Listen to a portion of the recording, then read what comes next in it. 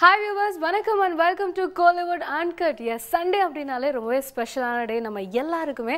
அதே மாதிரி நம்மளோட Kollywood Uncutலயும் உங்களுக்காக நிறைய ஸ்பெஷலான விஷயங்களோட நான் இன்னைக்கு வந்திருக்கேன். பார்க்கலாம்.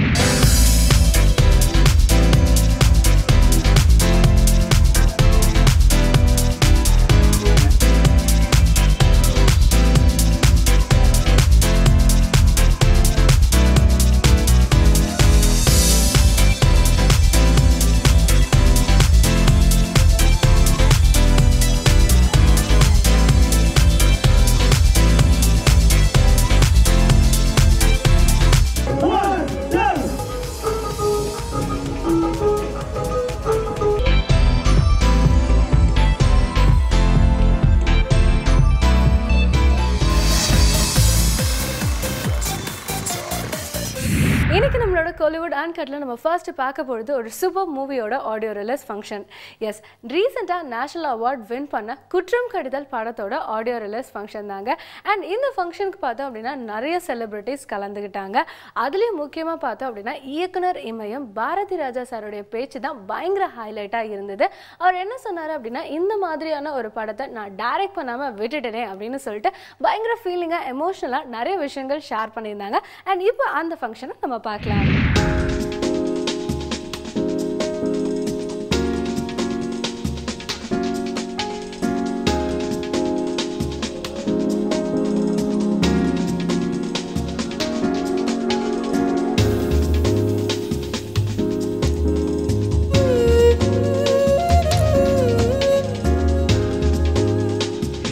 எல்லா திரைப்படங்களுமே ஒரு ஸ்ட்ரகிளுக்கு அப்புறமா வரக்கூடிய ஒரு படம் தான்.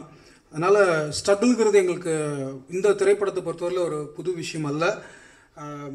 ஆனால் ஒரு விஷயம் புதுசு இந்த திரைப்படத்தை பொறுத்தவரையில். குற்றம் கடிதல் திரைப்படத்துடைய அனைத்து கலைஞர்கள், இயக்குனர் உட்பட அனைவருமே புது முகங்கள். இந்த புதுமுகங்கள் எல்லாமே இன்றைக்கி மேடை ஏற முடிஞ்சிருக்கு அப்படின்னு சொன்னால் அதுக்கு காரணம் இன்றைக்கி இப்போ இருக்கக்கூடிய நிலவக்கூடிய இந்த அற்புதமான சூழ்நிலை. ஏன்னா எல்லாருமே கருத்து சுதந்திரத்தை இன்றைக்கி மையப்படுத்தி பேசிகிட்டு இருக்கோம். அந்த கருத்து சுதந்திரம் இன்றைக்கி சரியான வகையில் போய் சேர்றதுக்கு சிறந்த தயாரிப்பாளர்கள் இன்றைக்கி இருக்காங்க. எங்களை மாதிரியான புதுமுகங்களை அறிமுகப்படுத்துறதுக்கு அவங்க தயாராக இருக்காங்க. அந்த வகையில் குற்றம் கடிதலை பற்றி இன்னும் நிறைய படத்துக்கு அப்புறமா பேசலாம்னு நினைக்கிறேன். இப்போதைக்கு இந்த இடத்த அமைச்சு கொடுத்த ஜேஎஸ்கே சாருக்கு நான் ரொம்ப நன்றி தெரிவிச்சுக்கிறேன். ஒரு குட்டி கதை மட்டும் சொல்லணும்னு ஆசைப்பட்டேன். இது எங்கள் டீமோட கதை. ஒரு பெரிய மகாராஜா ஒருத்தர், அவர்கிட்ட சிப்பாயாக சேர்ந்த ஒரு மனிதர். அந்த மகாராஜாவுடைய அவருடைய பேலஸ் இதெல்லாம் பார்த்து ரொம்ப பெருமைப்படைஞ்சு அங்கே நின்றுட்டுருக்காரு. வெளியூர் சுற்றுப்பயணம் போன அந்த மகாராஜாவுடைய பொண்ணு அன்றைக்கி நாடு திரும்புகிறாங்க. ஸோ நாடு திரும்பின அந்த பொண்ணை எல்லோரும் வரவேற்றுட்ருக்காங்க. ஸோ அப்போ என்ன ஆகுதுன்னா, அந்த சிப்பாய் அந்த கூட்டத்துக்கு நடுவில் அந்த பொண்ணை பார்த்து முதல் பார்வையிலேயே அவருடைய காதலை வெளிப்படுத்திடுறாரு. ஸோ நேராக அந்த பொண்ணுக்கிட்ட போகிறாரு. நான் உன்னை கல்யாணம் பண்ணிக்கணும்னு ஆசைப்பட்றேன் அப்படின்னு சொல்கிறாரு. அந்த பொண்ணுக்கு ஒரே பிரமிப்பு. இவன் ஒரு சாதாரண சிப்பாய், இவன் என்கிட்ட கல்யாணம் பண்ணிக்கோ அப்படின்னு கேட்குறானே. சரி, நீ ஒன்று பண்ணு, என்னோடய பால்கனிக்கிட்ட டெய்லி 100 நாள் நெல் அசையாமல் கொள்ளாமல் 100ஆவது நாள் நின்னா நான் உன்னை கல்யாணம் பண்ணிக்கிறேன் அப்படின்னு சொன்னார். சரி, இவனும் போய் அதே மாதிரி நிற்க ஆரம்பிச்சிட்டான். 1 நாள் நின்னா, 2 நாள் நின்னா, 3 நாள் நின்னா. மழை பெஞ்சுது, பயங்கரமாக வெயில் அடிச்சுது, நாய் அவன் மேலே ஒன்றுக்கு இருந்துட்டு போச்சு. இதெல்லாம் அவன் பொருட்படுத்தலை. சரி, அந்த பொண்ணு எனக்கு வேணும் அப்படின்னு சொல்லி 50 நாள், 60 நாள், 80 நாள், 90 நாள் ஆச்சு, 95 நாள் ஆச்சு, 99வது நாள் அவன் நின்றுட்டுருக்கான். ஸோ ஒவ்வொரு நாளும் இவன் நிற்கும் போது அந்த பொண்ணு பால்கனி வழியாக எட்டி பார்த்துட்டு திருப்பி உள்ளே போய் கதவை சாத்திக்கும். ஸோ 99வது நாளும் அதே மாதிரி வெளியில் எட்டி பார்த்துட்டு திருப்பி போய் கதவை சாத்திக்கிச்சு. இவன் நின்றுட்டே இருக்கான். ஸோ அடுத்த நாள் அந்த பொண்ணு அவனுக்கு கிடைக்க போகுது. உள்ளே போன அந்த பொண்ணு அவன் ட்ரெஸ் எல்லாம் பேக் பண்ணி, இப்படி ஒருத்தனை தான் நான் கல்யாணம் பண்ணிக்கணும் அப்படின்ட்டு ரொம்ப சந்தோஷமாக குதிச்சுக்கிட்டு சந்தோஷமாக ஆரவாரமாக இருக்குது. 99வது நின்றுட்டு இருந்த இந்த மனுஷன் திடீர்னு அவனோட ஈட்டியும் அவனோட கேடயத்தையும் தூக்கி போட்டு அவன் பாட்டுக்கு நடந்து போயிட்டான். இது சினிமா பாரடைஸோ அப்படின்ற ஒரு படத்தில் இந்த காட்சி அமைப்பு வரும். எங்களுக்கு இந்த மாதிரி இந்த படத்தில் ஏகப்பட்ட 99வது நாட்கள் இருந்துச்சு. As a direction team, as a team இந்த மாதிரி 99வது நாட்கள் தூக்கி போட்டு போயிடலாமா அப்படின்னு சொல்லி எத்தனையோ நாட்கள் இருந்துச்சு. ஆனால் அந்த கேடயத்தையும் அந்த ஈட்டியும் இறுக்கமாக பிடிச்சி கிட்டத்தட்ட 2.5 வருஷம் வெயிட் பண்ணி இன்றைக்கி இந்த மேடை எங்களுக்கு கிடச்சிருக்கு அப்படின்னு சொன்னால் நாங்கள் எல்லாத்துக்கும் அதுக்கு டிசர்வாக இருக்கோம் அப்படின்ற ஒரு நம்பிக்கை இருக்குது. இதுக்கப்புறம் நாங்கள் போக வேண்டிய எங்களுடைய பாதை ரொம்ப செம்மையாக ரொம்ப தெளிவாக தெரியுது. சினிமாவில் வரக்கூடிய இளைஞர்களுக்கு சொல்ல வேண்டியது என்னென்னா, உங்களுக்கு இன்றைக்கி அதை தூக்கி போடணும்னு நீங்கள் தோணுச்சுன்னா நினச்சிக்கோங்க, இது உங்களுடைய 99வது நாள், 100வது நாள் உங்களுக்காக ஒரு பிரின்சஸ் வெயிட் பண்ணிகிட்டு இருக்காங்க. அந்த வெற்றி உங்கள் கைக்கு வந்து சேரும். இந்த நம்பிக்கையை மட்டும் என்றைக்கு இழந்துடாதீங்க. இந்த படம் ஒரு ஆதி வனத்தை போன்றது. ஆதி வனம் என்பது மனிதனை பற்றி எந்த விதத்திலும் அக்கறை கொள்ளாதது. அதில் ஓடும் காட்டாறு மனிதனுடைய எந்த பயிரையும் விளைவிக்க விரும்பாமல் தானாக ஓடி கடலில் கலக்கக்கூடியது. அதில் இருக்கும் மரங்கள் எந்த தச்சனின் கைகளை பற்றியும் கவலைப்படாமல் வளர்ந்திருக்கக்கூடிய மரங்கள். அதில் இருக்கக்கூடிய மலர்கள் வண்டுகள் தேனெடுப்பதற்காக மட்டுமே இருக்கக்கூடிய மலர்கள். அப்படிப்பட்ட ஒரு கன்னி படம்தான் குற்றம் கடிதல். அந்த தைரியத்தில் தான் யாருக்கும் புரிந்தால் என்ன புரியாவிட்டால் என்ன என்று தைரியமாக குற்றம் கடிதல் என்று பெயர் வைத்திருக்கிறார்கள். நல்ல வேளை மதுபான கடை என்று பெயர் வைத்தால் நிறைய திரையரங்குகளில் திரையிடுவதற்கு இடம் கொடுப்பதில்லை. ஆக புரியாமல் தலைப்பு வைப்பது எவ்வளவோ பரவாயில்லை. குற்றம் கடிதல் அந்த ஆதிவனத்தை போல் அழகும் கம்பீரமும் அச்சமும் பயமும் அன்பும் தெரிவிக்கக்கூடிய ஒரு படம். என்னோட ஜிகர்தண்டா ஃபிலிம் வந்து நான் எல்லாருக்குமே ஆசை, நிறையா ஃபிலிம் ஃபெஸ்டிவல்லாம் போகணும்னு சொல்லிட்டு. ஸோ நிறையா ஃபெஸ்டிவலுக்கு அனுப்பிச்சிட்டே இருந்தோம். நிறையா இதில் செலக்டே ஆகலாம். எல்லாத்துலேயுமே வந்து குற்றம் கடிதல்னு சொல்லிட்டு இருந்தாங்க. அப்போ நான் யோசிச்சு என்ன இந்த படம் எல்லாத்துலேயும் செலக்ட் ஆகிடுச்சு. அப்படி சென்னை ஃபிலிம் ஃபெஸ்டிவல் நான் பார்த்து ஒரு 4 மாதம் இருக்கும். இன்னமும் வந்து எல்லாத்தையும் இந்த படத்தை பற்றி பேசிகிட்டு இருக்கேன். எனக்கு தெரிஞ்சு ஒரு one of the best films in Tamil cinema வந்து கண்டிப்பாக இந்த படம் இருக்கும். அண்ட் நிறையா ஃபிலிம் ஃபெஸ்டிவல்லாம் போய் வேறு ஏதாவது ஃபாரின் ஃபிலிம்ஸ் பார்க்கும்போது நம்மளுக்கு ஒரு இம்பாக்ட் ஏற்படும், இப்படிலாம் படம் எடுத்துருக்காங்கன்னு சொல்லிட்டு. அந்த மாதிரி ஒரு இம்பாக்ட் மற்ற வெளிநாட்டுக்காரங்க இந்த படத்தை பார்க்கும்போது அவங்களுக்கு ஏற்படும். So very best performances by the actors especially. இந்த படம் வந்ததுக்கப்புறமே இந்த படத்தில் நடித்த இந்த ஆக்டர்ஸ் எல்லாமே வந்து பயங்கரமாக பேசப்படுவாங்க. அண்ட் பிரம்மா கிரேட் ஜாப் அந்த டீம். இந்த படத்தை சீக்கிரமே இன்னொரு வாட்டி பார்க்கணும்னு ஆசையாக இருக்குது. ஸோ சீக்கிரமே தியேட்டர் ரிலீஸ் பண்ண பார்க்குறேன். தேங்க்யூ. ரொம்ப டச்சிங்காக இருந்தது. அந்த சாங்ஸும் அந்த ட்ரெய்லரும் பார்த்தபோது I became very emotional. Congratulations to the whole team. J. Satish Kumar, I think you have lived up to your reputation once again. Thank you so much.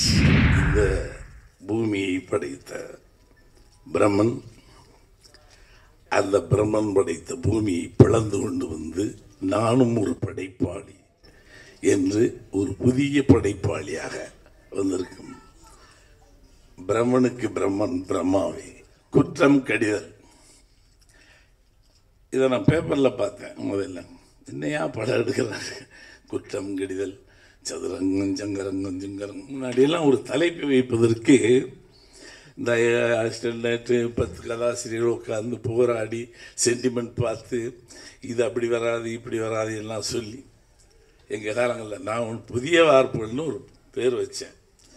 விளங்குமையான்னு நான் என்ன அந்த வார்ப்புகள்னு எவனுக்காவது புரியுமான்னு கேட்டான். நான் விட்டுட்டேன். அதேமாதிரி கிழக்கே போகும் முறையில் எவனாவது சினிமாவை போனான்னு கேட்டாங்க. அப்போ அதேமாரி இப்போ அதை காட்டிலும் மிக அற்புதமாக தலைப்புகள் கூட அர்த்தத்தோடு தான் வைக்கிறார்கள், கவர வேண்டும் என்பதிலே வைக்கிறார்கள். நான் முதல்ல இந்த படத்தை சரி குற்றங்கடிதல் பற்றி லேசாக இது பரவாயில்லாத படம் அப்படின்னு கேட்டேன். அதற்கு பின்னால் நான் பார்க்கும் பொழுது எனக்கு இருந்த ஒரு ஆதங்கம், நான் செய்ய முடியவில்லை. வயா மீடியாகவே நான் படம் எடுப்பேன். அதை கிளாஸ்ன்னு சொல்ல முடியாது, கமர்ஷியல்னு சொல்ல முடியாது. ஏன்னா நிழல்கள் தோற்று போன உடனேயே என் பாதையை மாற்றிக்கொள்ள வேண்டும் என்று மாற்றிக்கொள்ளவன். இல்லை என்றால் நிழல்கள் சரியான வெற்றி அடைந்திருக்குமே ஆனால் என் பாதை வேறுபாதையாக இருக்கும். அதற்கு பின்னால் பெங்காலி, அஸ்ஸாமி, மலையாள படங்கள் பார்க்கும்பொழுது ஒரு ஆதங்கம் உண்டு. தமிழில் நாமும் செய்ய தவறுகிறோம், யாராவது செய்வார்களா என்று கேட்டேன். சமீப காலங்களில் இளைஞர்கள் நுழைகின்றவர்கள் 50 விழுக்காடு இளைஞர்கள் மிக அற்புதமாக உலகத்தரத்திற்கு படத்தை இயக்கி கொண்டிருக்கிறார். சமீப காலங்களில் நான் பார்த்த படங்களில் இந்த இளைஞர்கள் எங்கிருந்து இப்படி முளைத்தார்கள் என்பது எனக்கே புரியவில்லை. மிக அற்புதம். ஏனென்றால் எங்கள் காலங்களில் அதை செல்லுலாயில் கொண்டு வருவதற்கு மிக பிரயத்தனப்பட வேண்டும். 10 வருடம் வேலை செஞ்சு அசிஸ்டண்டாக இருந்தது. அதனை பிரம்மா யாரிடமும் உதவியாக இல்லாமல் வந்தவர்கள். டெபியூட் டைரக்டர், ஆச்சரியம். ஒரு மேடை அனுபவம் இருக்கலாம், மேடை அனுபவம் மட்டுமே பத்தாது. ஆனால் எப்படி இந்த சினிமா, இந்த ஊடகம் எப்படி உனக்கு கை வந்தது எனக்கு புரியவில்லை. எஸ், நம்ம அடுத்ததாக பார்க்க போகிறது வந்து கொம்பன் படத்தோட ப்ரெஸ் மீட் தாங்க. எஸ், கொம்பன் படம் ரிலீஸ் ஆகிறதுல வந்து சில சிக்கல் இருந்தது. பல தடைகளை மீறி இப்போ படம் ரிலீஸ் ஆகி ரொம்பவே சக்ஸஸ்ஃபுல்லாக போயிட்டுருக்கு. அண்ட் இந்த படத்தோட டீம் வந்து ரீசெண்டாக ஒரு ப்ரெஸ் மீட் அரேஞ்ச் பண்ணியிருந்தாங்க. ஸோ இப்போ அந்த ப்ரெஸ் மீட்டை பார்க்கலாம். இந்த படத்தில் எந்த ஒரு குறிப்பிட்ட ஜாதியை பற்றியுமே சொல்லலை. இல்லை, நான் அந்த படம் பார்த்த நானும் ஒரு பிகாம் பட்டதாரி, கிட்டத்தட்ட 25 ஆண்டுகளாக இந்த திரைத்துறையில் இருக்கிறேன். இந்த ஹீரோ என்ன ஜாதின்னு கூட இந்த கதையில் சொல்லப்படலை. அப்படி எந்த ஒரு ஜாதியும் சொல்லாமல் வழக்கமாக சில முன்பு ஒரு காலத்தில் கிட்டத்தட்ட ஒரு 40 ஆண்டுகளுக்கு முன்பு சில ஜாதி பிரச்சனைகள் உள்ள படங்கள் வந்திருக்கு. இப்போல்லாம் யாரும் அப்படி படம் எடுக்கிறதே இல்லை. இந்த படத்தில் இரு ஜாதியினருக்கான மோதல் அப்படின்ற ஒரு பிரச்சனை கிடையவே கிடையாது. இந்த படத்துக்காக ஒரு வழக்கு தொடர்ந்தது அப்படின்றது என்னை பொறுத்த வரைக்கும் ஒரு பொதுஜனமாக ஒரு சமூக அக்கறை உள்ள ஒருத்தனாக எனக்கு உண்மையிலேயே ரொம்ப தவறாப்படுது. இந்த படத்தை நீங்கள் எல்லாரும் பார்க்க போகிறீங்க. பார்த்துட்டு யாராவது ஒருத்தர் எல்லா விக்ரமனுடைய நம்பர் உங்கள் எல்லாருக்கும் தெரியும். நீங்கள் என்கிட்ட கேளுங்க, சார் இந்த படத்தில் அப்படி இருக்குது, இல்லை ஜாதி மோதலில் தூண்டுற மாதிரி இருக்குது, இல்லை 2 குறிப்பிட்ட சமுதாயத்தை பற்றி சொல்லியிருக்காங்க அப்படின்னு யாராவது ஒருத்தர் சொல்லுங்கள், நான் இண்டஸ்ட்ரி விட்டே போயிடுறேன். அப்படி கிடையவே கிடையாது. இந்த படத்தில் இரு சமூகத்தை பற்றி சொல்லவே இல்லை. ஒரு குறிப்பிட்ட ஒரு ஊரில் நடக்கிற 2 ஊரில் நடக்கிற பிரச்சனையை பற்றி இந்த படத்தில் சொல்லியிருக்காங்க. அதையும் தாண்டி ஒரே சமுதாயத்தை சார்ந்த 2 ஊரை சார்ந்தவர்களுக்குள்ள ஏற்பட்ட பிரச்சனை, அதை தாண்டி ஒரு அழகான மாமன் மருமனுக்கிறதுக்கான உறவு முறைகள் வந்து ரொம்ப பிரமாமாக சொல்லியிருக்காங்க. எனக்கு படம் செகண்ட் ஹாஃப் பார்த்தோன்னே எனக்கு அப்படியே நெகிழ்ச்சியாகி டைரக்டரை வந்து பார்த்து அப்படியே பாராட்டி, இப்போ சமீபத்தில் பார்த்ததில் எனக்கு ரொம்ப பிடிச்ச ஒரு தலை சிறந்த படம். இங்கே கார்த்தி வந்தவுடனே கார்த்திகிட்ட கூட சொன்னேன். அதனால் இந்த படத்துக்கான வழக்கு தொடர்ந்தது வந்து எனக்கு உண்மையிலேயே ரொம்ப ஒரு வேடிக்கையாகவே இருக்குது. எதற்காக அர்த்தமே இல்லாமல் யாரோ ஒருத்தர் சொல்லியிருப்பாங்க போல இருக்குது, இந்த படத்தில் வந்து ஒரு குறிப்பிட்ட சமூகத்தை தாழ்த்துற மாதிரி இருக்குது அப்படின்னு சொல்லி. நீங்கள் எல்லாம் படம் இத்தனை பத்திரிகையாளர் முன்னாடி நான் சவாலாக சொல்கிறேன், நீங்கள் படம் பாருங்கள். படம் பார்த்துட்டு ஆமாம் சார் இந்த படத்தில் ஒரு குறிப்பிட்ட சமுதாயத்தை வந்து மட்டம் தட்டுற மாதிரி இருக்குது, இப்படி காட்சி இருக்குது, இப்படி வசனம் இருக்குது அப்படின்னு நீங்கள் யாராவது சொன்னால் இனிமேல் நான் படம் எடுக்கவே மாட்டேன். நான் இந்த தமிழ் படம் நிச்சயமாக எடுக்கவே மாட்டேன்றதை உறுதியாக என்ன வியூவர்ஸ், நம்மளோட கொம்பன் படத்தோட ப்ரெஸ் மீட் பார்த்துருப்பீங்க. ஸோ அடுத்ததான் நம்ம பார்க்க போகிறது சகாப்தம் படத்தோடைய ப்ரெஸ் மீட் தான். எஸ், ரீசெண்டாக தேட்டரில் ரிலீஸ் ஆகி ரொம்ப சக்ஸஸ்ஃபுல்லாக ஓடிட்டுருக்கு இந்த மூவி. அண்ட் இந்த படத்தில் நம்ம கேப்டன் வந்துட்டு கேமியோ ரோலில் இன்வெஸ்டிகேஷன் ஆஃபீஸராக பயங்கரமாக பட்டையை கிளப்பியிருக்காரு. அண்ட் இப்போ இந்த படத்தோட ப்ரெஸ் மீட் பார்க்கலாமா? இந்த சகாப்தம் படத்தில் நான் ஹீரோயினி ஃபாதராக நடிச்சிருக்கேன். நான் கேப்டனோட மரியாதை, விருதகிரி, இந்த சகாப்தம் 3 படங்கள் நடிச்சிருக்கேன். எனக்கு முதல்ல சண்முக பாண்டியன் அறிமுக படத்தில் நடிக்க வாய்ப்பு வந்தப்போ ரொம்ப மகிழ்ச்சியாக இருந்தது. எனக்கு மட்டும் மகிழ்ச்சி இல்லை, அந்த யூனிட்டே வந்து மகிழ்ச்சியாக இருக்குது அப்படின்றது படப்பிடிப்பு தளத்துக்கு போனப்போ தான் தெரிஞ்சு. எனக்கு ஒரு ஆர்வம் இருந்தது, சண்முக பாண்டியன் எப்படி இருக்கார், எப்படி இருப்பாப்ல அப்படின்ற மாதிரி ஒரு ஆர்வம் இருந்தது. அதோட போனேன். எனக்கு பார்த்தப்போ ஃபஸ்ட் இம்ப்ரெஷன் என்னென்னா, அவர் ரொம்ப தன்னடக்கத்தோட, நாங்கள் சொல்லுவோம் ஒரு நடிகனுக்கு வந்து ஹம்பிள்னஸ் அப்படின்றது வந்து ரொம்ப ரொம்ப முக்கியம்.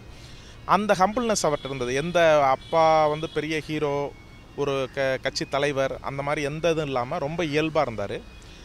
சொல்லப்போனால் கேப்டன் கூட அவரை வந்து ரொம்ப கராராக வந்து பையன்ற எந்த சலுகையும் அவர் கொடுக்கல.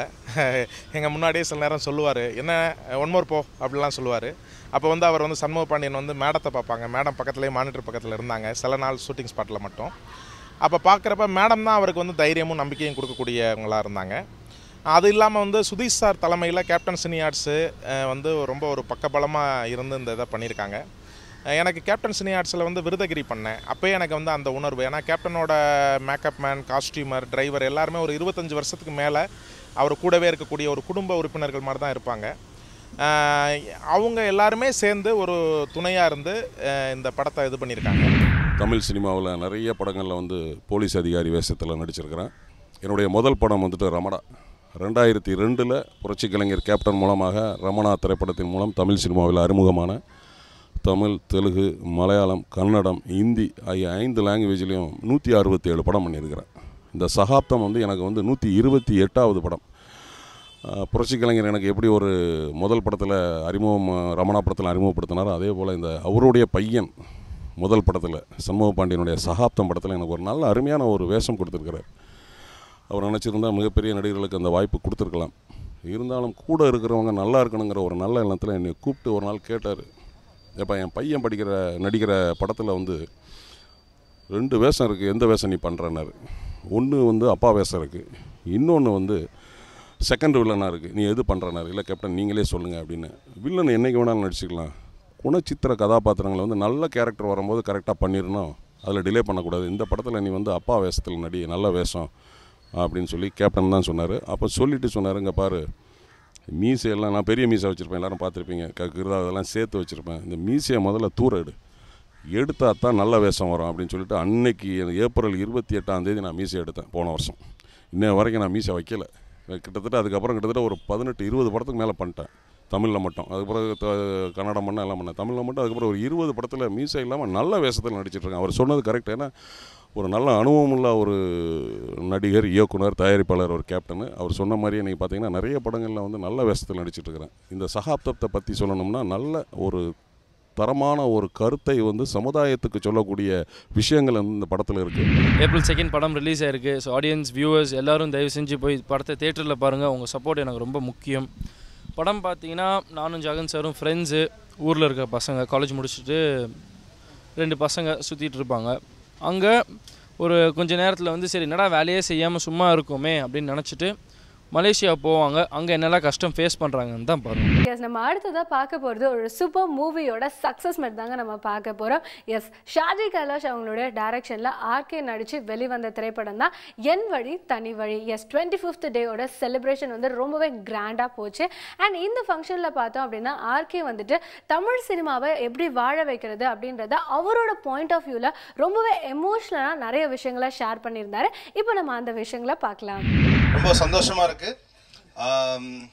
இது வந்து ஆர்கே சார் வந்து பூஜை அன்னைக்கு சொன்னது தான். சார் ஃபஸ்ட்டு படம் ரிலீஸ் ஆனவுடனே 25th டே வந்து நாங்கள் வந்து பெருசாக ஃபங்க்ஷன் பண்ணுவோம். அதுக்கப்புறம் 50வது நாள், 75வது நாள், அதுக்கப்புறம் 100வது நாள் பண்ணுவார். இதெல்லாம் ஒன்றுமே இல்லை. அதை பாருங்கள், ஆக்சுவலாக இன்னும் வெயிட்டாக இருக்கும். ஏன்னா சினிமாவில் வந்து இப்போது ஒரு படம் ரிலீஸ் ஆகிடுச்சுன்னா வர லாபம் வந்து எப்படிலாம் நம்ம வந்து உள்ள சேஃப்டி பண்ணலாம்னு நினைப்பாங்க. ஆனால் ஆர்கே சார் வந்து காதல் விரும்பி, சினிமா விரும்பி, எல்லாமே வந்து சினிமாக்காகவே வந்து போராடுவார். நான் கூட ரொம்ப நாள் அவர் கூட இருந்திருக்கேன். ரொம்ப சந்தோஷமாக இருக்குது. சினிமா வந்து எல்லாம் சொல்கிறாங்க ரொம்ப கொஞ்ச நாளாக வந்து சரியில்லைன்ட்டு. பட் ஆர்கே சார் மூலிமா கண்டிப்பாக அந்த சினிமா வந்து மாபெரும் வெற்றி அடையும். 25வது நாள்லாம் வந்து உண்மையாகவே பார்த்தே ரொம்ப நாள் ஆச்சு உண்மையாகவே. ஸோ பார்க்கவே ரொம்ப சந்தோஷமாக இருக்குது. ஆர்கே சார் என்றைக்குமே நல்லா இருக்கணும், அவர் குடும்பங்கள் நல்லா இருக்கணும், அவரால் வந்து சினிமா ரொம்ப நல்லா இருக்கணும். ரொம்ப பெருமையாக இருக்குது அவர் கூட நான் ஒர்க் பண்ணுறது. ரொம்ப நன்றி that you accepted me with every film, and I'm really thankful to Shaji sir that he invited me to do Vagai Express, and I'm working with him. Vagai Express, so every day they correct me, but I'm right? Vagai Express. RK sir, I'm working for the first time. I have to say that I'm working with the most stylish actor of Tamil industry. RK அண்ணன் actually இப்போ பாயம்புலி விசால் சாரோட படம் பண்ணுறேன். அந்த படத்தில் ஒரு 60 வயசு கெட்டப்பில் நடிச்சிருக்காரு. ரொம்ப டிஃப்ரெண்ட்டாக இருக்கும். ஆனால் 60 வயசு கெட்டப் அப்படின்னு அதில் ஒன்றும் இல்லைடா, நீ கூப்பிட்டே நான் வந்து பண்ணுறேன் அப்படின்னாரு. என்னுடைய 13வது வயசில் நான் ஆர்கே அண்ணனை பார்த்துருக்கேன். கிட்டத்தட்ட 22 வருஷத்துக்கு முன்னாடி ஒரு சாதாரண ஒரு மனிதராக, எங்கள் சித்தப்பாவுடைய ஃப்ரெண்ட் அவர். அப்போ இருந்து அந்த எனர்ஜி, அந்த சுறுசுறுப்பு இப்போவும் அவர்கிட்ட அப்படியே இருக்குது. விழாக்கால சிறப்பு தள்ளுபடி அப்படின்னா 50%, 60%, 10%, 20% தள்ளுபடி. சினிமாவில் விழாக்காலம் என்றால் 100 ரூபாய் டிக்கெட்டு 300 ரூபாய். கொஞ்சம் மாற்றி யோசிக்கணும். நான் பேசுகிறது தவறாக இருந்தாலும் சரி, சரியாக இருந்தாலும் சரி, அதை பற்றி கவலைப்படுறதில்லை. என் மனசில் உண்மைன்னா அதை பட்ட சொல்லிவிடுவேன். பொதுமக்கள் சராசரி நம்ம சென்னையை மட்டும் கணக்கு வச்சுக்கக்கூடாது. தமிழ்நாடுனா 10,000 ரூபா சம்பளம் வாங்கிட்டு இருக்கவன் தீபாவளிக்கு பொண்டாட்டி பிள்ளைக்கு சேரீ எடுத்துகிட்டு இந்த சினிமாவுக்காக அவன் எவ்வளோ காசு ஒதுக்க முடியும்னு யோசிச்சிங்கன்னா, என் 6 ரசிகர்கள் நேராக போய் என்ன பண்ணுறாங்க, 100 ரூபா டிக்கெட் இல்லைங்க, 300 ரூபாங்க, 400 ரூபாங்க, தீபாவளிங்க, பொங்கலுங்க, நியூ இயருங்க, வாங்க அப்படின்னு சம்பளத்தை கணக்கு போடுறான். ஃபேமிலியில் 5 பேர் 1500 ரூபா செலவு பண்ணலாமா, 25 ரூபாய்க்கு திருட்டு விசிடி வாங்கலாமான்னு யோசிக்கிறான். நேராக யோசிச்சு பார்க்குறான், சினிமா உலகம் எனக்கு பிடிக்கும், ஹீரோ தான் எனக்கு உயிர், ஆனால் என் பொண்டாட்டிக்கிட்ட இருக்க பிரச்சனை ஃபைனான்சியல் கிரைசிஸ்ன்னு எனக்கு நல்லா தெரியும். நேரடியாக 3 நாள் வெயிட் பண்ணி பார்க்குறான். 4வது நாள் திருட்டு விசிடி வந்துடும். பொருளாதார பிரச்சனையில் சிக்கி தவிக்கிற ஒரு தமிழனாக ஆனால் உங்களை இழக்க தயாராக இல்லை, நான் உன்னை பார்த்தே ஆகணும், அதனால போய் திருட்டு விசிறி வாங்குறேன். என்னை பொறுத்த வரைக்கும் அது சரின்னு சொல்லலை. நாம் பொதுமக்களை திருட்டு விசிறி வாங்க வச்சுட்டோங்கிறது தான் என்னுடைய கருத்து. 5 பேர் குடும்பத்தோடு வந்து படம் பார்க்குற இந்த சினிமாவில் 3 மடங்கு வாங்குவதை நிறுத்தினால் சினிமா தலை தொங்கும் என்பதில் எந்த மாற்றம் கிடையாது, மாறவில்லை. எஸ், நம்ம அடுத்ததாக பார்க்க போகிறது வந்துட்டு ஒரு சூப்பரான மூவியோட ஷூட்டிங் ஸ்பாட் தாங்க. என்ன படம் அப்படின்னா தகடு. எஸ், பொதுவாகவே பார்த்தோம் அப்படின்னா ஷூட்டிங் ஸ்பாட்டே ரொம்ப எப்போவுமே கலர்ஃபுல்லாக இருக்கும், ரொம்ப ஜாலியாக இருக்கும், நிறைய விஷயங்கள் இன்ட்ரெஸ்டிங்காக நடக்கும்ல. எஸ், அதே மாதிரி தான் தகடு படத்துலையும் நிறைய விஷயங்கள் ரொம்ப சுவாரஸ்யமாக நடந்துட்டுருக்கு. ஸோ அதை தான் நம்ம பார்க்க போகிறோம், வாங்க பார்க்கலாம். என் பேர் தேசிங் ராஜா. நிறைய படங்களில் நிறைய சீரியலில் பார்த்துருப்பீங்க. ரொம்ப ஒரு டெரரான கேரக்டர் பண்ணிகிட்டு இருப்பேன். இந்த படத்தில் ரொம்ப ஒரு பொறுப்பான அப்பா கேரக்டர் பண்ணுறேன். இந்த படத்து பேர் தகடு. அதோட லொக்கேஷனில் தான் இருக்கோம் இன்றைக்கி. ஏகദേശம் படம் முடிஞ்சிருச்சு. இது இறுதிக்கட்ட படப்பிடிப்பு இங்கே நடந்துகிட்ருக்கு. நல்ல ஸ்கிரிப்டு, நல்ல மேக்கிங்கு. படம் ஃபுல்லாகவே ஃபாரஸ்ட் சம்மந்தப்பட்ட இதுக்கு பண்ணியிருக்காங்க. ஒரு 5-6 பேர் பசங்க காலேஜில் படிக்கிறாங்க. டூர் போகிற இடத்துல காணாமல் போயிடுறாங்க. எப்படி போனாங்க, திருப்பி எப்படி வந்து சேர்றாங்கிறது தான் கதை. அது ரொம்ப த்ரில்லிங்காக நல்லா பண்ணியிருக்கிறார் இயக்குனர் தங்கதுரை, என்னுடைய நண்பர். முதல்ல சொன்னார் கதை சொல்லும்போது, ஒரு பெரிய கேரக்டருக்குண்ணே, ரன்னிங் கேரக்டர் நீங்கள் பண்ணுங்கன்னு எதிர்பார்த்தாரு. சந்தர்ப்ப சூழ்நிலையில் நான் போய் வெளியூரில் மாட்டிட்டதுனால பண்ண முடியாமல் போயிடுச்சு. இப்போ இந்த அப்பா கேரக்டர் பண்ணுறோம். இந்த காணாமல் போன பசங்களை ஊரில் தேடி பார்த்தோம், கான்டாக்ட் பண்ணி பார்த்தோம், ஃபோனெல்லாம் சுவிட்ச் ஆஃபில் வந்தது. அதனால் போலீஸ் ஸ்டேஷனில் கம்ப்ளைண்ட் கொடுத்துருக்கோம். அந்த சீன் தான் இன்றைக்கி நடந்துகிட்ருக்கு. முதல்ல இந்த தகடு பட ப்ரொடியூசருக்கு தான் என்னுடைய வாழ்த்துக்கள் தெரிவிச்சுக்கணும். இந்த மாதிரி ஒரு சின்ன படத்தை வந்து எடுக்கிறதுக்கு தைரியம் வேணும். ஏன்னா அந்த மாதிரி ஸ்க்ரீன் ப்ளே பண்ணியிருக்கேன். நண்பர் ராஜேந்திரன் அவர்கள் வந்து டைரக்டருக்கு வந்து ஒரு மரியாதை கொடுத்து அந்த ஸ்கிரிப்டை கேட்டு நீ எடுன்னு தைரியம் கொடுத்துருக்கிறதுக்கு அது முதல்ல அவரை பாராட்டுறேன். ஏன்னா நியூ ஃபேஸை வச்சு பண்ணுற படத்தில் வந்து கதை தெளிவில்லாட்டினா வந்து ஒன்று லாய்க்கலாம் போயிடும். ஸோ அந்த வகையில் வந்து ஸ்க்ரீன் ப்ளே வைஸில் இந்த படம் வந்து மிக பெருசாக வந்து டைரக்டர் பண்ணியிருக்காரு. அண்ட் இதில் வந்து நான் ஒரு சின்ன ஒரு கேரக்டர் பண்ணியிருக்கேன். அந்த கேரக்டர் வந்து என்னுடைய கேரியரில் நான் வந்து இது வரைக்கும் நடித்த படத்துங்களே பெஸ்ட்டு கேரக்டரைசேஷனாக இருக்குன்னு நான் நினைக்கிறேன். என் பேர் வந்து ராம்கிரண். என்னுடைய ஃபஸ்ட் படம் இது. இந்த படம் பேர் வந்து தகடும், டேரக்டர் பேர் வந்து தங்கதுரை சார் வந்துட்டு. இப்போது சென்னையில் கடைசி நாள் போலீஸ் ஸ்டேஷன் சீன் போயிட்டுருக்கோம். படம் ஃபுல் வந்து கம்ப்ளீட் ஆகிடுச்சு. படம் வந்து ஒகேனக்கல், கிருஷ்ணகிரி, ஒசூர், குப்பம், இப்போ சென்னை எல்லாம் முடிஞ்சிச்சு. இப்போ கடைசி நாள் போயிட்டுருக்கேன். நான் வந்து ஒரு one of the main lead role பண்ணிகிட்ருக்கேன். இதில் வந்து 5 மெயின் லீட் ரோல் இருக்கேன். 5 நான் ஒருத்தர் பண்ணிகிட்ருக்கேன். இந்த படம் ஸ்டோரி வந்து ஃபுல் ஒரு காலேஜ் ஓரியன்ட் ஸ்டோரி மாதிரி போகும். ஆனால் ஃபுல் சஸ்பென்ஸ் இருக்குது, நிறைய சஸ்பென்ஸ் இருக்குது. படம் வந்து 80% ஒகேனக்கல் காட்டு ஃபாரஸ்ட் உள்ளே போயிட்டுருக்கேன். நல்லா வந்திருக்கு.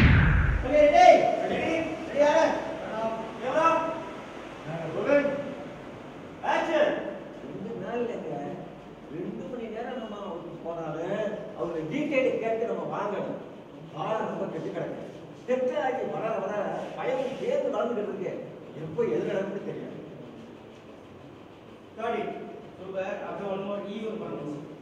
2 நாள் இல்லைங்க, 2 மணி நேரம்னாலும் நம்மளை விட்டு போனாலும் எல்லா டீட்டெயில்ஸும் வாங்கி வச்சுக்கணும்.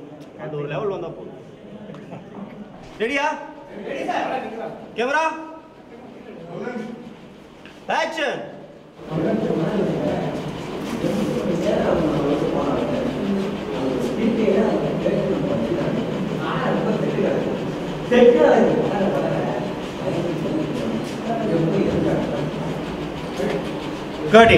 இப்போ ரீசெண்டாக மனம் கொத்தி பறவை, தேசிங் ராஜா, கட்டம், விலாசம், கத்தம் கத்தம் இந்த மாதிரி படங்கள்லாம் அம்மா கேரக்டர் பண்ணிகிட்ருக்கேன்.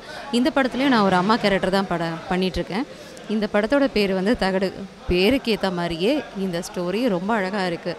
இந்த காலேஜ் ஸ்டூடெண்ட்டுங்க எல்லாமே வந்து தகடை தேடி போவாங்க. அதுதான் இந்த படத்தோட கதை. அப்படி போகும்போது அவங்க என்னென்ன பிரச்சனையெல்லாம் ஃபேஸ் பண்ணுறாங்க அப்படிங்கிறது எல்லாமே ரொம்ப நல்லா இருக்கும். எனிவேஸ், நம்மளோட தகடு படத்தோட ஷூட்டிங் ஸ்பாட் பார்த்து கண்டிப்பாக நீங்கள் என்ஜாய் பண்ணியிருப்பீங்க. ஸோ அடுத்ததான் நம்ம பார்க்க போகிறது வந்து சென்னையில் ரீசெண்டாக நடந்த ஒரு பேக்கரி ஓப்பனிங் ஃபங்க்ஷன் தான் நம்ம பார்க்க போகிறோம். அண்ட் இந்த ஃபங்க்ஷனில் பார்த்தோம் அப்படின்னா நிறைய சினிமா செலிபிரிட்டிஸ் கலந்துக்கிட்டாங்க.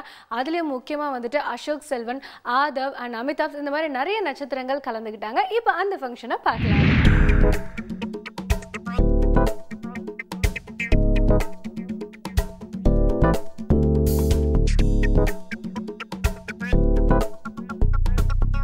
வந்துட்டு கொக்கோ ஜான்ட்டு ஒரு ஃப்ரெஞ்ச் பேக்கரியோட லான்ச்சில் இருக்கிறோம்.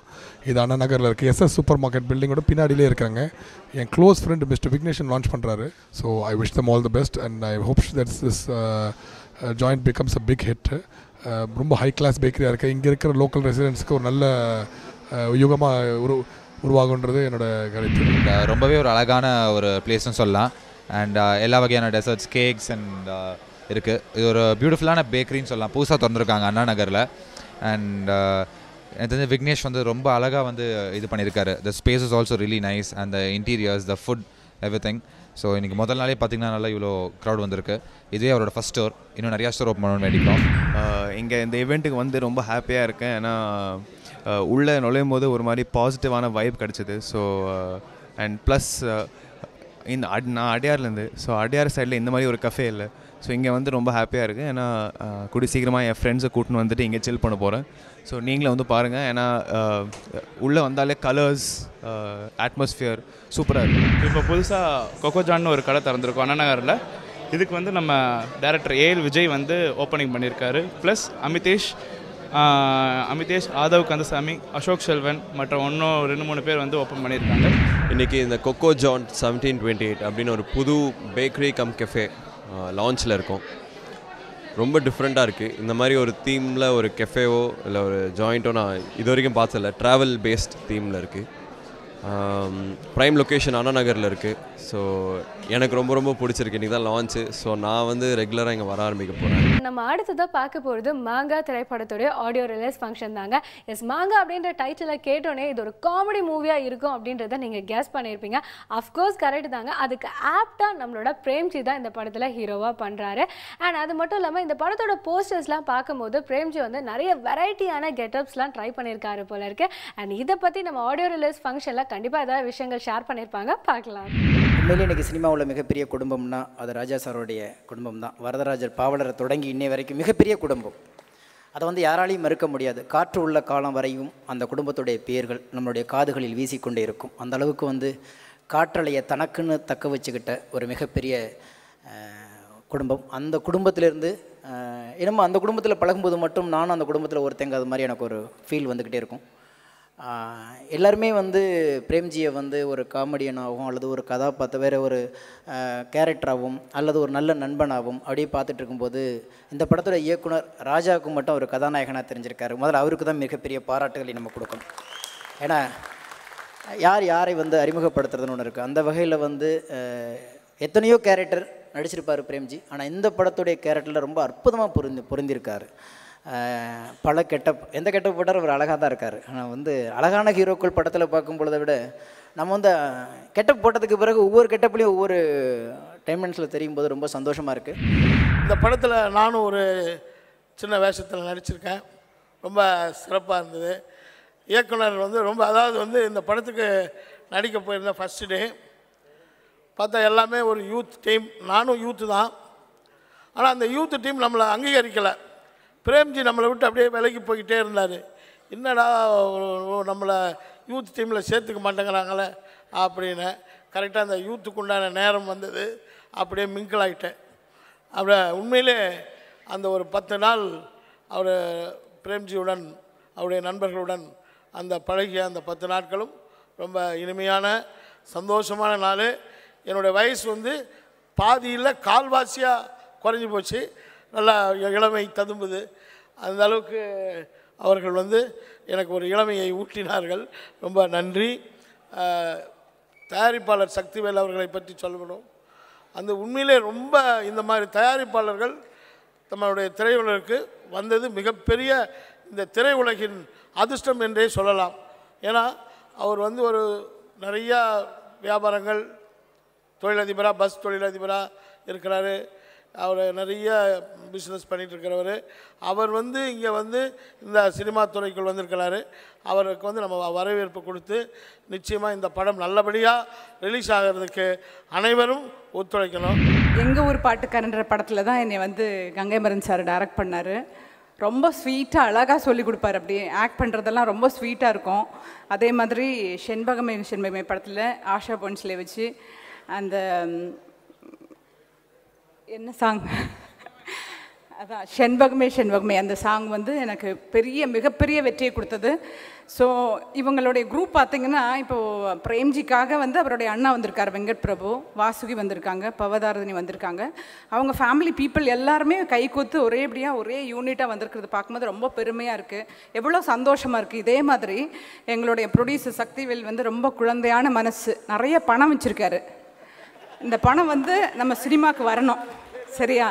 அதுக்கு நீங்கள் எல்லாரும் கை கோத்து நீங்கள் சிடியில் படம் பார்க்காம தயவுசெய்து தேட்டரில் போய் படம் பார்த்து அவருக்கு நிறைய பணம் திருப்பியும் கொடுங்க. அவர் திருப்பி அவருடைய படத்தையும் போட்டு நிறைய வரட்டும். அப்போ அது டெக்னீஷியன்ஸ்க்கு வரும், நிறைய ஏழைகள் எங்களை மாதிரி இருக்கவங்களுக்கு பணம் கிடைக்கும். ஸோ அதை நான் தெரியப்படுத்திக்கிறேன். ஆனால் இந்த படத்துக்கு எனக்கும் ரொம்ப தொடர்பு இருக்குது. முத அந்த படம் ஸ்டார்ட் பண்ணும்போது என்னை நேரில் வந்து என்னை அழைச்சி எனக்கு ஒரு பெரிய அமௌண்ட்டு கொடுத்தாரு. சந்தர்ப்ப சூழ்நிலையினால் நான் அந்த படத்தில் மாங்கால நடிக்க முடியல. நான் கேட்டேன், நேற்று எனக்கு ஃபோன் பண்ணி கேட்டார், இன்விடேஷன் வந்துருச்சார். இல்லை சார் வரலையா அப்படின்னேன். அப்படியா சரி நான் கொடுத்து விட்றேன்னு சொல்லி உடனே மேனேஜர் அனுப்பிச்சு கொடுத்தாரு. நான் இன்விடேஷன் பார்த்தோன்னே கேட்டேன், என்ன சார் நீங்கள் அந்த படத்தில் மிஸ் பண்ணிட்டேன், இந்த படம் அடுத்த படம் கண்டிப்பாக உங்களுக்கு இருக்குது, தேங்காய்ங்கிற படத்தில் நீங்கள் நடிக்கிறீங்க. ஏன்னா அவருடைய நாலேஜ் இல்லாமல் நான் அந்த பேரை சொல்லிட்டேன். தேங்காய்ங்கிற படத்தில் ஃபுல்லாக நீங்கள் வரீங்க சார், நீங்கள் நடிக்கிறீங்கன்னாரு. அந்த மாதிரி அதாவது நான் வந்து எல்லா விழாக்களையும் நான் வந்து உண்மையை உள்ளது தான் பேசுகிறேன். அது தப்பாக சில பத்திரிகைகள்லாம் எழுதுகிறாங்க, அது வருத்தமாக இருக்குது. அதாவது சில படங்களில் நான் நடித்ததுக்கு பணம் வரல, இங்கே நடிக்காமல் எனக்கு பணம் கொடுத்த என்னுடைய நண்பர் சக்திவேலை ரொம்ப நான் பாராட்டுறேன். எதுக்கு இதெல்லாம் சொல்கிறேன்னா, இந்த மாதிரி புது ப்ரொடியூசர் வந்தாங்கன்னா எங்களை மாதிரி கலைஞர்களுக்கு ரொம்ப சந்தோஷமாக இருக்கும். பிரேம்ஜி அண்ணனா டைரக்டருக்கு ப்ரொடியூசருக்கு தான் முதல்ல நன்றிகள் சொல்லணும். அவர் எடுத்திருக்கிற அவ்வளோ பெரிய ரிஸ்க்கு நான் வந்து பிரேம்ஜியை வச்சு ஹீரோவா எனக்கு வந்து பிரேம்ஜி நடிப்பான் அதெல்லாம் வந்து எல்லாருக்குமே தெரியும். ஆனால் வந்து எனக்கு ரொம்ப சந்தோஷமான விஷயம் என்னென்னா வந்து இந்த படத்துக்கு பிரேம்ஜியை மியூசிக் பண்ண வச்சது. ஏன்னா வந்து பிரேம்ஜி வந்து ரொம்ப வருஷமாக வந்து கீபோர்டிஸ்டாக இருந்து முக்கால்வாசி மியூசிக் வந்து அவன் யுவன்கிட்டேருந்து தான் வந்து யுவன் தான் அவனுக்கு குரு மியூசிக்குக்கு. ஸோ நிறைய யுவன்கிட்டேருந்து தான் வந்து அவன் நிறைய கற்றுக்கிட்டான். ஸோ எங்கள் எல்லாருக்குமே தெரியும் ஃபேமிலியில் பிரேம் வந்து மியூசிக் பண்ணணும், மியூசிக் டைரக்டர் ஆகணும் அப்படின்னு சொல்லிட்டு நிறைய பேர் என்கிட்டே கேட்பாங்க, ஏன் உங்கள் படத்துலேயே நீங்கள் வந்து பிரேம்ஜிக்கு வந்து நீங்கள் மியூசிக் சான்ஸ் கொடுக்கலாமே அப்படின்னு சொல்லி. அது வந்து எனக்கு இவனுக்கு பிரேமுக்கு வந்து ஒரு சின்ன டீல் இருக்குது. நாங்கள் வந்து பிரேம்ஜி அந்த படத்தில் நடித்தான்னா அந்த படத்துக்கு அவன் மியூசிக் பண்ணக்கூடாது எங்கள் 3 பேருக்குள்ளே. அந்த டீல் வந்து நான் பிரேம்கிட்ட கேட்பேன், நீ இந்த படத்துக்கு மியூசிக் பண்ணுறியா? இல்லை வேண்டாம் அதெல்லாம் வேண்டாம், நான் நடிக்கிறேன் அப்படின்னு தான் சொல்லுவேன். ஸோ எனக்கு அதனால தான் நான் வந்து என் படத்தில் எல்லா படத்துலையுமே இவன் தான் மியூசிக்கு. சரி, என்னோடய எல்லா படத்துலையும் பிரேம்ஜி ஃபஸ்ட்டு 3 படத்தில் அவன் தான் ஹீரோன்னு சொல்லி சுற்றிட்டு இருந்தான். சென்னை 28 பண்ணும்போதுக்கு வந்து அவன் தான் ஹீரோ அப்படின்னு சொன்னான். மங்காத்தாக்கு அப்புறம் தான் அவன் சொல்கிறத நிப்பாட்டான். அவன் வெளில போனால் அடிப்பாங்க அப்படின்னு சொல்லிட்டு, அதனால் அதுலேயும் சொல்கிறத விட்டுட்டான். ஸோ இந்த படத்தில் ரொம்ப அற்புதமான சாங்ஸ் பண்ணியிருக்கான் பிரேம். ரொம்ப நல்லா இருக்குது, ரொம்ப நல்லா விஷுவல்ஸில் நான் முன்னாடியே பார்த்தேன், ரீரெக்கார்டிங் பண்ணும்போதே நான் பார்த்தேன். So I just want to thank the producer, director, all the best sir. Well viewers, இன்னைக்கு நம்மளோட கோலிவுட் அன்கட்டில் நிறைய விஷயங்கள் ரொம்பவே சுவாரஸ்யமாக இருந்திருக்கும் அப்படின்னு நான் நம்புகிறேன். ஸோ மீண்டும் அடுத்த கோலிவுட் அன்கட்டில் இன்னும் நிறைய இன்ட்ரெஸ்டிங்கான விஷயங்களோட நான் உங்களை சந்திக்கிறேன். Until then, it's Tata from உங்கள் பிரேமுல பிரியா.